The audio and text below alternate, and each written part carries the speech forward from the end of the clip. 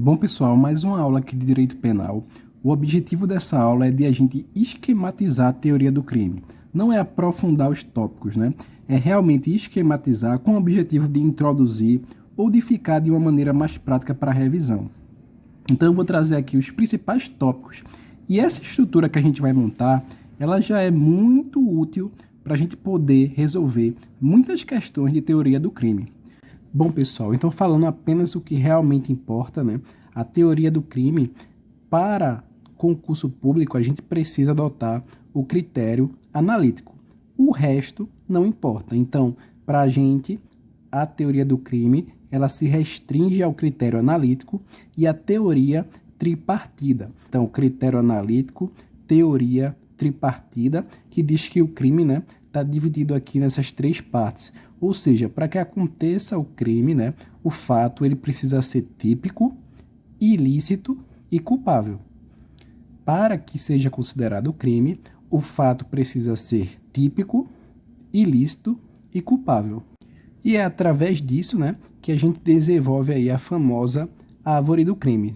Bom, pessoal, quando falamos de fato típico, né, o fato típico ele está dividido em quatro partes. Então, nós temos conduta, resultado, nexo causal e, para finalizar, tipicidade. Então, basicamente, aí o fato típico está dividido nessas quatro partes. Então, eu tenho ali a conduta, né? O comportamento que tem como objetivo um resultado, ele busca um resultado. Essa relação entre conduta e resultado é ligado pelo nexo causal e que é penalmente relevante por conta da tipicidade, tá? Então, esses quatro pontos do fato típico são importantíssimos ter em mente. Então, a gente pode até dar uma detalhada maior. Observem, por exemplo, aqui, quando eu falo de conduta, eu falo de comportamento, ou seja, eu falo de dolo e eu falo de culpa, tá? Mas o que é mais importante nesse caso? Eu até destaquei essa linha aqui numa cor diferente, né? Por quê? Toda vez que a gente tiver uma linha vermelha, quer dizer que significa exclusão, ou seja, exclusão da conduta, ou seja, exclusão do fato típico. Então, na conduta tem um ponto muito importante aqui, né? Que é a coação física irresistível. Então, a coação física irresistível exclui a conduta, automaticamente exclui o fato típico. Isso aqui é muito importante porque cai muito em questão, né? As bancas costumam trocar, porque lá na culpabilidade tem a coação moral, né? E a coação moral exclui a culpabilidade. O que é a coação física irresistível? Por exemplo, vamos dizer que você está lá, né, parado esperando o metrô e vem uma pessoa com um comportamento visando um objetivo, né, empurra você contra outra pessoa para que essa pessoa caia na linha do trem. E aí o trem passa e acaba que a pessoa que caiu morre. Então você foi usado basicamente ali como uma massa né, como um meio de derrubar a pessoa. Você não teve comportamento nenhum de dolo e culpa, né? Você é apenas uma massa mecânica. Então isso aqui é a coação física irresistível, né? A conduta ela é excluída com a coação física irresistível, tá? Dentro do resultado aqui, é importante também a gente destacar o crime material, o crime formal e o crime de mera conduta. Então, eu posso subdividir aí o resultado dessa maneira: crime material, crime formal e o crime de mera conduta. Lembrando que aqui o objetivo não é a gente detalhar, né, cada tópico. Isso aqui a gente pode fazer em outro momento. Quando a gente vem aqui para nexo causal, então a gente tem que falar de duas coisas, tá? Então, a gente tem que falar a teoria da equivalência dos antecedentes e a teoria da causalidade adequada. Isso aqui é caso, né, para a gente estudar num vídeo separado. Mas basicamente eu posso subdividir ainda o nexo causal dessa maneira. E para finalizar, a tipicidade. Como é que a gente pode dividir a tipicidade, né? É o juízo ali, né, de submissão da conduta conforme a lei. Então a gente pode ter uma tipicidade formal e uma tipicidade material. Então, pessoal, quando a gente olha aqui, né, para essa parte que a gente montou, então esquematizando aqui a parte do fato típico, é isso, tá? Não tem muito mais o que a gente detalhar para ficar aqui mais objetivo essa parte aqui da aula, tá? Então agora a gente pode ir aí para a parte de ilicitude, tá ok? A ilicitude pode ser definida como a análise entre o ordenamento jurídico e o fator humano, ou seja, pode acontecer um fato típico, mas que não é ilícito, como por exemplo, matar alguém. Matar alguém é um fato típico, com certeza, o homicídio. Porém, nem sempre ele vai ser ilícito. É aí que entra as excludentes de ilicitude. Observem que aqui no esquema eu só utilizei linhas vermelhas. Por quê? Não cabe subdividir ilicitude. O que a gente subdivide são as formas de exclusão, tá? Então, baseado ali no artigo 23 do Código Penal, as exclusões, né, de ilicitude, tá? Então, a gente tem as genéricas, que são aquelas que estão presentes aí no artigo 23 do Código Penal. Nós temos as supralegais e nós temos também as específicas, tá? Então, basicamente, a gente pode dividir aí as exclusões de ilicitude nesses três grupos. Quais são as genéricas? Conforme o artigo 23, a gente tem o estado de necessidade, a legítima defesa, o exercício regular do direito e o estrito cumprimento do dever legal. Então, são essas quatro excludentes ali genéricas presentes no Código Penal, no artigo 23. Supralegais. Nas supralegais, a gente pode destacar o consentimento da vítima. Então, se houver consentimento da vítima, não existe ilicitude no fato que é considerado típico. Como, por exemplo, uma tatuagem. Uma tatuagem, ela causa lesão corporal. É um fato típico, porém ele não é ilícito. Por quê?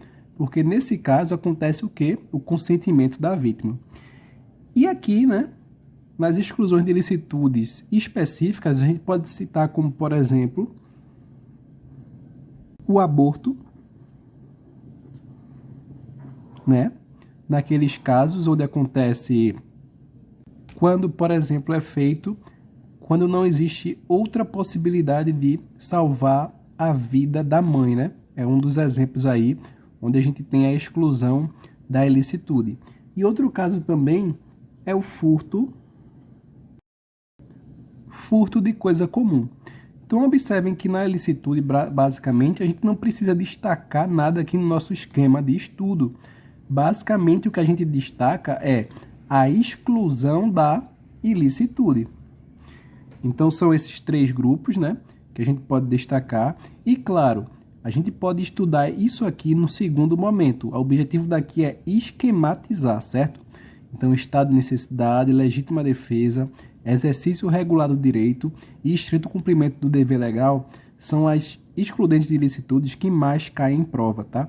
Do artigo 23 do Código Penal. Então, com isso, pessoal, a gente conclui aqui essa segunda parte, né, da árvore do crime. Da mesma forma, agora que a gente vai destacar a culpabilidade, é mais um requisito que precisa ser cumprido. Bom, pessoal, vamos para a nossa última parte aqui da teoria do crime, né? Então, a culpabilidade, né? Diferente da ilicitude, a culpabilidade a gente pode sim fazer subdivisões. Então, a culpabilidade ela é formada pela imputabilidade,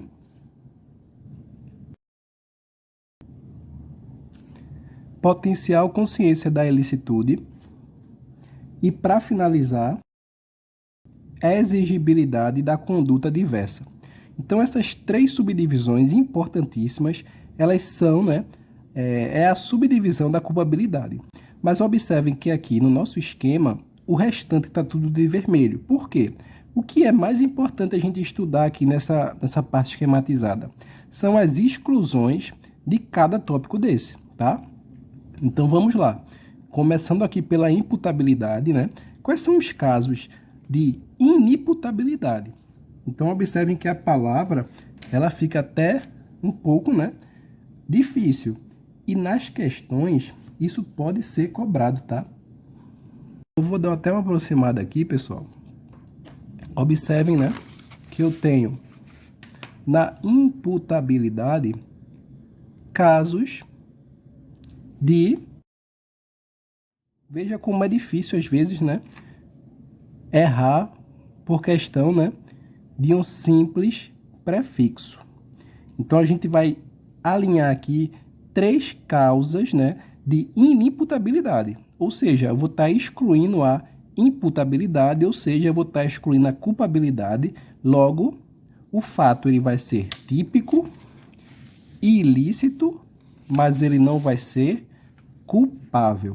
Então, vamos lá, O primeiro é um bem comum, que a gente conhece, qualquer pessoa tem isso em mente, que é a menoridade, A menoridade penal.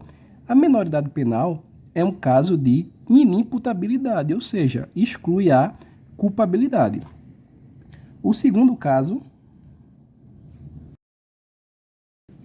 doença mental ou desenvolvimento mental incompleto. E para finalizar, embriaguez completa decorrente de caso fortuito ou força maior. Então, são três casos aqui de inimputabilidade, tá?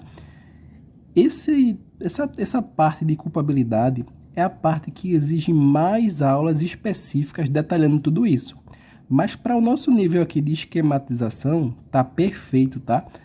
Basicamente, a gente vai dividir aqui dessa maneira. Próximo ponto, a gente tem aqui, a potencial consciência da ilicitude. Então, o potencial consciência de ilicitude, o nome já diz, tem a ver com o autor.